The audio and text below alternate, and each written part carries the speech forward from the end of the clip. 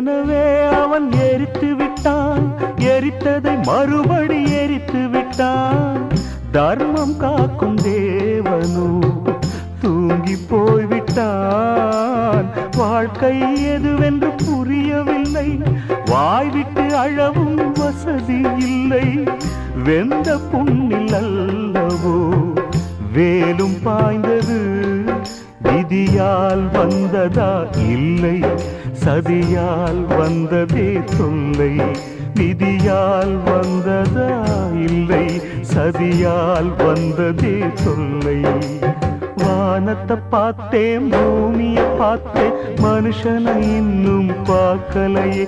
நான் பிறந்தது அழுதிடத்தானா, ஏ விதியே சரிதானா?